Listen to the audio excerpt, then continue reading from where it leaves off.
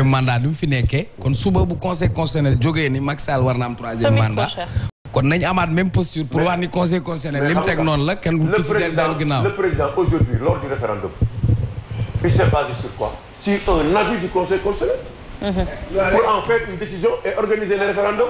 conseil constitutionnel Afrique yi gëm nga leen yii conseil constitutionnel ni ñu ko bindee ak ni ñu ko tëggee. je pense que c'est-à-dire que ni ñu ko tëggee nii. baaxul mais moo fi am. justement après nag bu subaa ñu xeex ko pour mu jóge fi mais actuellement lii moo fi ne donc loi boobu nga xamante ni moo permettre tey liste Dakar bii. ñu validé ko wala mbokk la liste Dakar lan moo ko permettre c'est la décision du conseil. du conseil constitutionnel. maintenant oui. c'est cette même décision. moo def liste Benno titulaire def liste Yewwi maintenant mën nañu taxaw tey ñun en tant qu'observateur. oui. ne mais écoutez que chacun maintenant accepte la décision du conseil constitutionnel. qu'on aille aux élections Mame Diarra Fam ne à quel que soit alpha la liste de Yewwi va gagner même si c'est le suppléant et foofu nag la nguur gi di ndërmeeloo carrément bu ñu demee ba nguur gi la liste de suppléants de Yewwi gagné mooy ils ont pas besoin d'aller aux élections présidentielles. Alors Abdoulaye justement j'ai vu que sànq maa ngi naan am na fu ma ko lire mais xamatuma fan ndekete c'était le vrai journal ñoom ñoo titré woon tout ça pour ça mais maa ngi ñëwaat ci yow je veux juste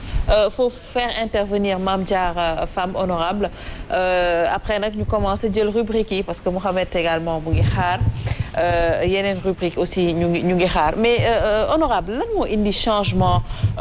bi ñu gis par rapport ak ce qui se passe actuellement muy apaisement bi ñu noté ces derniers temps waxoon ngeen ne que du ngeen dem seen liste titulaire su bokkul élection du am ñu gis ne que y a eu un changement d'avis léegi d'accord ngeen ne que peut-être suppléants yi ñooy dem en tout cas waaye Yewwi Askan Wi loolu lañu fësal lan moo suscité ce changement. En tout cas pour Néné Aïcha redresser la question rek man je suis sur la liste nationale de Wallu Sénégal donc c'est la liste nationale de Yewwi ñoom ñoo déclaré woon ni surul seen liste demul duñu dem élection mais avec nag tout le soutien de Wallu parce que lépp loo xamante ne Yewwi def na ko Wallu daf ko ci soutenir am na ku jékki-jékki xaw ma fan la titré ni Wallu Yewwi la scission comme on voit parfois aussi fan yi benn presse un peu alimentaire bu ñu titré loolu yàlla def man ñu jàpp ma Aïda Mbodj bi mu ñëwee lu mu wax mooy bi ñu doon waxtaan juste ci kaaf bi mu ne ma ndeysaan sa jàpp bi de dafa symboliser lu bari parce que ce matin on a titré Yewwi Wallu la scission or que nous avec les Yewwi nos relations sont au beau fixe li ñuy waxtaan démb rek lañu doon def réunion bureau ak le coordinateur du comité électoral monsieur Mamadou Lamine Thiam même les questions par quelques questions ont surgi mais lim lay wax mooy lu ñu war a def ak Yewwi ña ngi koy def combat bu mais man du man rek ñun suñu ñi jàppoon y avait aussi waa Wallu Sénégal de ay jeunes étudiants ñun am nañ listu waa PDS yi ñu jàpp yépp yoo xamante ne xëy na ñi ngi woon ci yeneen donc mais Mame Diarra bu ma ko nee na Aïcha permettrait juste une question. Après ça va nous permettre nga wax ñu say rapport ak yaa Ousmane Sonko. parce que tantôt Mame Diarra mu ngi PDS mu nekk partem mais tey man dama seetlu nii PDS gisuma seen soutien bu à 100% parce que keroog ci tribunal bi man pour man à mon avis doon na rafet nga nekk député bokk ak yeneen député ngeen bokk kuréel bokk parti ñu waroon fa am taxawaay bu fës. ma gis li fa ëpp mooy mafia kacci wala ma gis fa plus de Yewwi Askan Wi loolu tamit nan nga ko mën a gisee loolu benn la beneen bi ñu gis ni doon nga porter yeneen combat nekk ci benn parti tey bien que coalition bi intercoalition am na mais yow balaa intercoalition di am ñëpp xam nañ sa diggante ak Ousmane Sonko est-ce que mën nga ñu expliquer loolu tamit parce que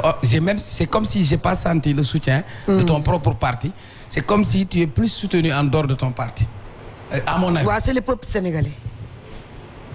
loolu c'est le peuple sénégalais xam nga focaliser wu ci parti bu lay soutenir nga xool que ni liggéey nga loo xamante ne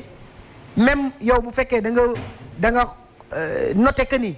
soutien bi parti bi waroon defu ko man j'ai noté que ni j'ai été soutenu par le peuple sénégalais Yewwi c'est le peuple sénégalais Aar Sénégal c'est le peuple sénégalais sànq kii wax na ko Omar Faye j'ai été soutenu par des membres de l'APR mais man du ma sentir ku ma soutenir xam nga lu tax j'ai été soutenu par le Sénégal dama génn tey le lendemain ay xale yoo xamante ne samay doom lañ dañu jege Macky Sall mais dañ ma woo yaay dimbale ñu rek ku la invité bul dem bul wax nangam ñun leen naqari léegi maa ngi lire Patrice Sané muy bind kii naan ko waa Màkka ji muy wax de moom billet Màkka bi dañ ko koy fay xam nga maa ngi koy dégg léegi donc je pense que man dañ maa soutenir ñëpp a ma soutenir dégg naa sax koo xamante ne xam nga nit boo amul base ñu yóbbaale la ci dara benn député bu jigéen nekk ci panelu femme député yi Adja Mbergane Kanouté ni vraiment notre Mame Diarra va nous revenir conne qu'elle est parce qu'elle est conne de nature elle est porteur de sac durant toute sa vie toog ci panel bi di wax di xuloo bay xuloo mboose giro mais man je leur ai dit que jaruñoo tontu parce que nit boo xamante ni munoo ko ràññee ci liggéeyu Sénégal jarul tontu donc bi ñu ko porté wu munoo wax ni Marisol Ndiaye par exemple comment s'appelle Cheikh Omar gisoo ko fa suba ngoon tàkkusaan timis munoo wax ni Xawa Abdul gisoo ko fa ngoon suba teel tàkkusaan timis Abo Thiam sa morom yi nga fa nekk ndooloon donc Ablaye Bari donc ràññee naa ci ñoo xamante ni waa PDS aussi am na ñoo xam ne ñu ngi fa woon présent donc ma gis ci Sénégal yépp nag xam nga te Sénégal c'est pas une façon de dire que yow kon da nga am tànk PDS am tànk Pastef est-ce que tamit loolu tamit du Pastef Ousmane Sonko sa rapport yaa ak moom Ousmane Sonko dama koy wax sax xam naa fu mu toog dina reetaan ndax barki dem ba léegi yooyu damay kàngat loo c'est mon fils sama dooma de xoolal ba géej gi di des walaat c'est mon fils xoolal sama diggante ak moom nii ba géej gi def walaat Macky Sall dara sax taxul mu jàpp dafay bañ rek ma wax lii ma wax nii jàpp nga ne daal Macky Sall Ousmane Sonko moo tax mu jàpp je le récite moom dong la moom bañ na ma bañ boo xamante ne parce que lu tax ma koy défendre lu tax may wax waruñoo jàpp Ousmane Sonko xam naa li tax ma xëy wax woote Zik FM lu xalif général des Tidiane na wax waruñoo tëj Ousmane Sonko ci këram xam naa yooyu leen dégg seen ma ci champ bi rek ni ndaw si jàpp leen ko ñu jàpp ma waaye man jàpp du ma tax a dee man man lingeer la sëtu buur la ma sa mbara may sa maam damel décce ful njoogoy sa maam man dara du ma wàññ dara pare naa bu yàgg je suis vacciné nee naa Aïcha jàmm ji dafa war a am xamul tax jàmm ji dafa war a am c'est important ñun gis nga dof boo gis ci kër nit la xëyee gis nga sunu marche barki dem bi Omar Faye le 29 à 20h la déclaration de Macky Sall pour renvoyer les élections était prête ah bon président Macky Sall dafa noonu renvoyer waaw moo yow tam dof boo gis ci kër nit la xëyee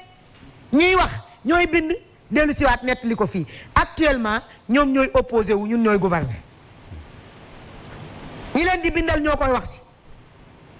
xamoon nañ ni ils étaient prêts pour renvoyer ces élections te nee na Aïcha je vais te dire quelque chose nga baal ma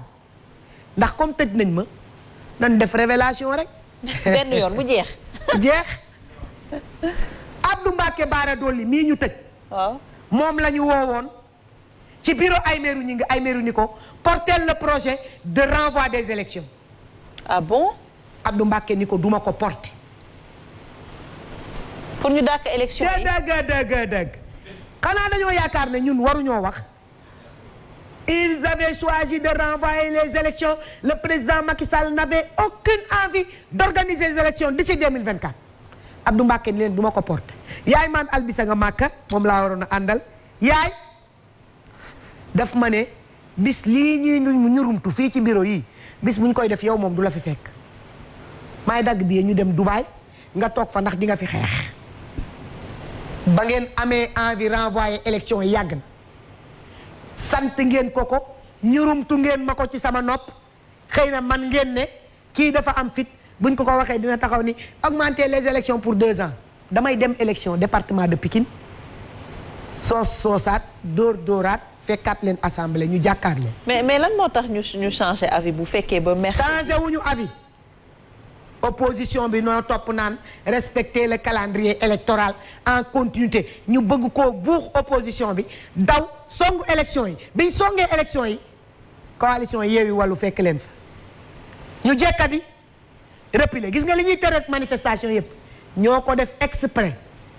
tension lañ bëggoon pour occasionner wu ci ne nañu renvoyer élection yi